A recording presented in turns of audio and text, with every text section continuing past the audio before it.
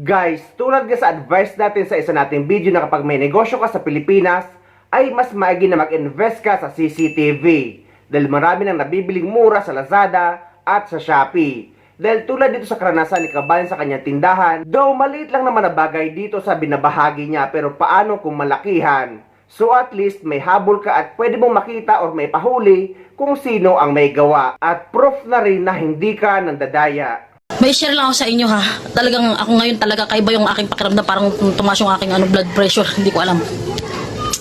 Kasi kanina may bumili ritong bata. May bumili ritong bata ng mantika. Ang isang bote namin ng mantika dito ay 32. Pero doon sa iba daw 30, hindi ko alam. Kasi siguro mababa yung kuha nila. Pero dito talaga sa tindahan ko ay 32. So kalahati yung kanyang binili, wala siyang bote. Kaya ang kalahati 16 pesos plus yung bote, 17 pesos. Ngayon bumili siya. Iniwan niya muna dito sa may tindahan, tapos kasi may binili pa siya doon sa kabila kasi nga mas mura daw doon, kaya doon siya nabili.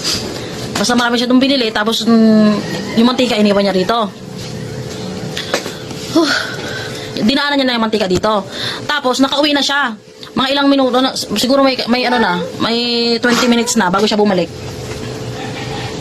20 minutes na bago siya bumalik. Ngayon bumalik siya.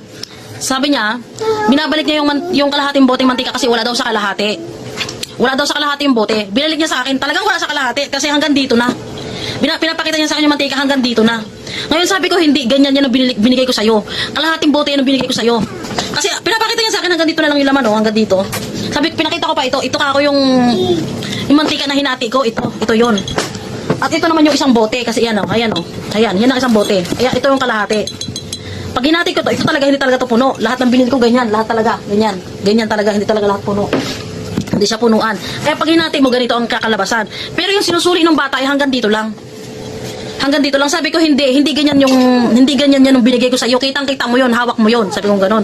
Tapos sabi niya, sabi po nagpapabili sa akin hanggang dito, ano lang to kulang daw po to ng kalahati. Kulang talaga, kasi hanggang dito Pero nung binigay ko sa kanya yon, hanggang dito talaga yon. Kasi hinati ko talaga, hanggang dito talaga, hating-hati nung binigay ko sa kanya. Ngayon sabi ko, sabihin mo doon sa nagpabili sa'yo, sa nag-utos sa'yo, na pumunta rito at ipapakita ko sa kanya yung CCTV na pagkakahati nitong mantika. Sabi ko sa kanya, pinagpipilitan ko talaga na hanggang dito. Kalahati talaga yung binigay ko. Pero yung pinapakita niya nga ay hanggang dito. Wala talaga sa kalahati. Yun, kasi hanggang dito parang binawasan na nila. Kasi nakaganyan-ganyan, parang natulo pa nga yung mantika ng pagkakita, nakaganyan Halos 20 minutes na siya bago bumalik. Tapos pagkabalik niya ganito, hanggang dito na lang yung mantika. Sabi ko, hindi, kalahati talaga yung binigay ko sa'yo. Sabi ko, papuntahin mo rito yung nag-utos sa'yo at papakita ko yung CCTV na paghahati ko at pag-abot ko sa'yo ng mantika. Ngayon, hinihintay ko. Ilang minuto na, hindi pa rin bumabalik. Hinihintay ko ngayon hanggang ngayon wala pa rin 5 minutes na, hindi pa rin siya bumabalik. Pero gusto ko talaga makausap yung nagpabili sa kanya. Dahil, hindi ko alam, nanggigigil ako. Hindi ko alam. Kasi ginagawa pa akong ano lang sasabihin ng ibang tao kung sabihin niya pa yung sa ibang tao na ganyan, ganito, na manluloko ako, na nagtitinda ako ng kalahating boteng mantika na wala naman sa kalahati. Dapat hindi ganun, di ba? Kaya hihintayin ko talaga siya. Kung hindi siya pupunta rito, pupuntahan ko siya sa bahay niya mamaya. Dahil lang gigigil talaga ako. Dahil maayos yung pagkakabigay ko Hinati ko pa talaga to, hating-hati.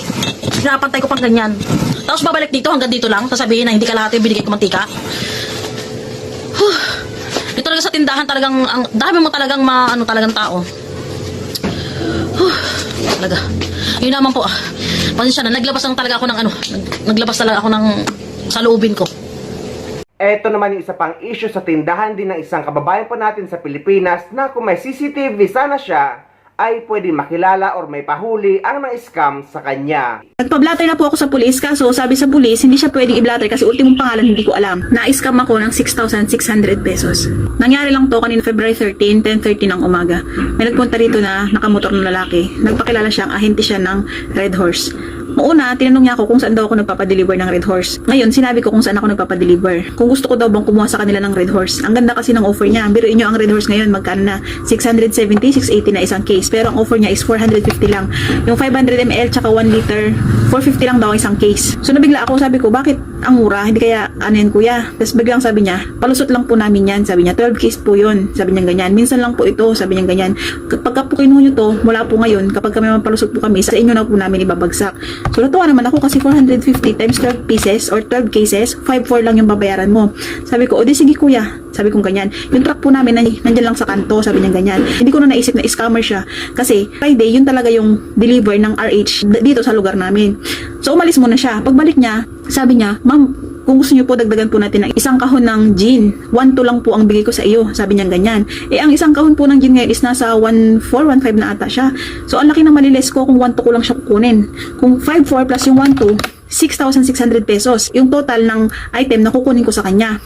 Ngayon, sabi niya sa akin, ma'am, sino po yung makakasama ko? Sabi niya ganyan. Kasi yung truck daw nila nandoon sa kanto. So pinasama ko yung kasama ko dito sa bahay at sa kanya ko inabot yung pera, yung 6,600. Kampante naman ako kasi kasama niya yung kasama ko. Pagkatapos nun, isinakay niya sa motor yung kasama ko at pumunta na sila doon sa kanto na sinasabi niyang nandun daw yung truck nila. After ilang minuto, tumawag sa akin yung kasama ko. Ate, sabi niya, wala na dito yung lalaki. Kanina pa ako nag-aantay, sabi niya ganyan. O di, sabi ko, kung wala naman na pala dyan kako, umalis ka na dyan, uwi ka na dito, baka scam lang yan. Gumanon pa ako. Hindi ko ina-expect na pagdating niya pala dito sa bahay, yung palang 6,600 pesos, inabot niya na pala doon sa lalaki. Pagdating pala nila doon sa kanto, kinuha agad ng lalaki yung 6,600 pesos at inabutan yung kasama ko ng 100 piso at wag daw sasabihin sa akin na binigyan niya ng 100 pesos yung kasama ko. Nagpa-blatter na po ako sa pulis, kaso sabi sa pulis, hindi siya pwedeng i-blatter kasi ultimong pangalan hindi ko alam. Pero ang magiging solusyon namin ay iti-trace kung kanino nakarehistro yung motor at nakuha naman namin yung plate number, ipapatrace sa LTO kung kanino siya nakarehistro. So ito po ay awareness dun sa mga kapwa ko may tindahan or may mga negosyo na huwag tayong basta-basta magtitiwala sa kahit na sino. Hindi mo pagkakamalan na scammer siya kasi napakadesente niya, tinanggal niya pa yung helmet niya, kitang-kita yung mukha niya. Sakto pang sinabay niya na may mga tao dito sa tindahan may bumibili kaya hindi mo talaga akalain na scammer pala siya. Hindi man naibalik sa akin yung perang nakuha sa akin pero sana maging aral ito sa mga kapwa ko may tindahan na maging alert tayo, na maging mapagmatsyag sa paligid natin kasi hindi natin alam na nakapaligid lang pala sa atin ang mga taong gagawa sa atin ng hindi maganda.